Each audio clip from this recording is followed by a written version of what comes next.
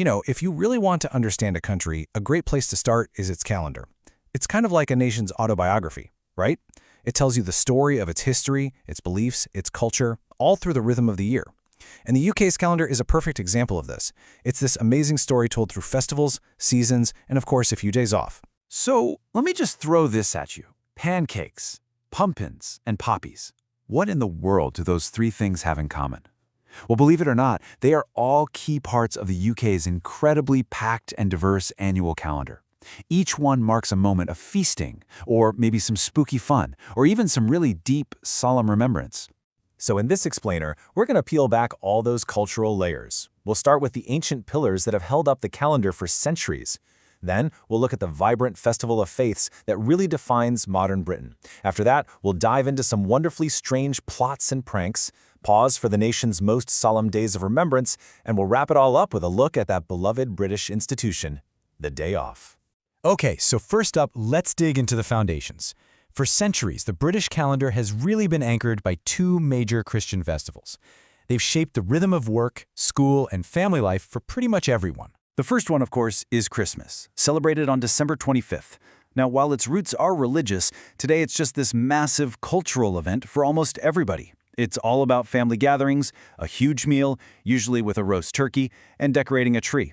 And for kids, the magic is all about Father Christmas bringing presents overnight. It's such a big deal that both Christmas Day and the day after, Boxing Day, are national holidays. And the other pillar is Easter. This one has a slightly more serious feel to it, commemorating the crucifixion of Jesus on Good Friday and his resurrection on Easter Sunday. It all comes after Lent, which is a 40-day period of reflection. And this leads to a brilliant tradition. The day before Lent kicks off is Shrove Tuesday, which everyone just calls Pancake Day. It's when people traditionally used up all their rich food before fasting. And today, even for non-religious folk, the tradition of giving chocolate eggs as a symbol of new life is a huge part of the whole thing. So, the really key thing here is how these two massive festivals anchor the year with totally different vibes. You've got Christmas, which is fixed in the cold, dark winter, and it's all about birth, light, and celebration. And then you have Easter, which moves around in the spring, and it's a story of reflection, sacrifice, and ultimately renewal. But that traditional Christian calendar, it's definitely not the whole story anymore. Not by a long shot. Modern Britain is a truly multicultural society, and its national diary is now woven through with these vibrant, important celebrations from faiths all over the world. And you can literally see this diversity written into the calendar. You've got the dazzling lights of Diwali brightening up cities like Leicester, you have the quiet reflection of Eid al-Fitr marking the end of Ramadan for British Muslims, and you see the joyous parades of the Sikh festival of Vaisakhi. These aren't just separate little community events anymore, they have become a vital part of the whole national fabric. Okay, so moving beyond faith, the British calendar is also jam-packed with some wonderfully unique and, let's be honest, sometimes pretty eccentric secular traditions. These days tell a whole different kind of story, one of romance, practical jokes, and even a failed terrorist plot. Right, these are the dates that just add a ton of fun to the year. New Year's is a huge party, especially up in Scotland, where they call it Hogmanay. February 14th is, of course, Valentine's Day. April 1st is April Fool's Day, where you can play pranks on people, but only until noon. And then you have October 31st, Halloween, which has these ancient pagan roots, but is now all about costumes, trick-or-treating, and carving pumpkins. But maybe the most uniquely British tradition of all actually comes from a failed terrorist plot. Seriously, the story kicks off way back in 1605. A man named Guy Fawkes and his co-conspirators hatched a plan to blow up the Houses of Parliament and the king along with it. But the plot was discovered at the very last minute. Fawkes himself was found down in the cellars, literally guarding barrels and barrels of gunpowder. So what happens next? Commemoration. Every single year on November 5th, the entire country celebrates the failure of this plot. And how do they do it? By lighting enormous bonfires and setting off massive fireworks displays. It's this loud, bright, explosive national party that was born from a moment of absolute crisis. But the calendar isn't all parties and fireworks.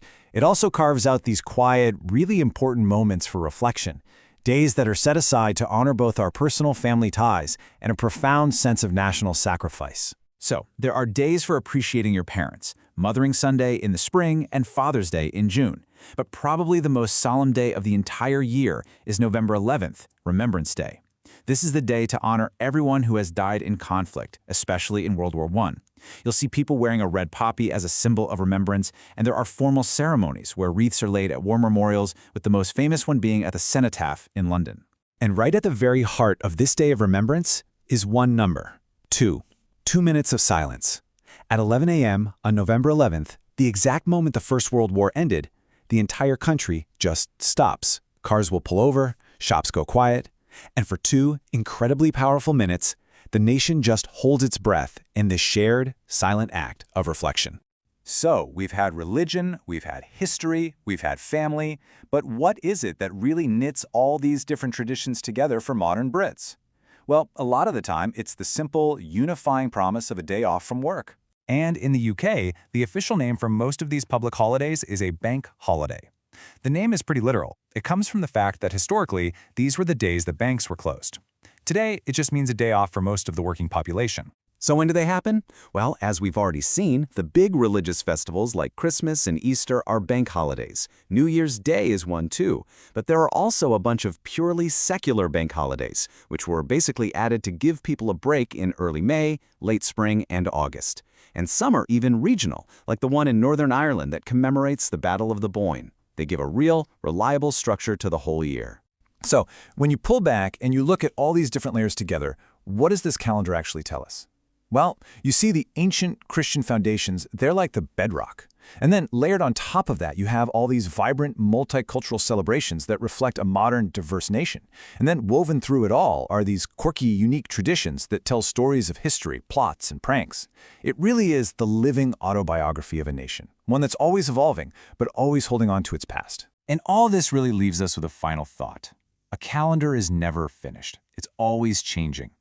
As British culture continues to shift, what is its calendar going to look like in another 50 years? You have to wonder, right?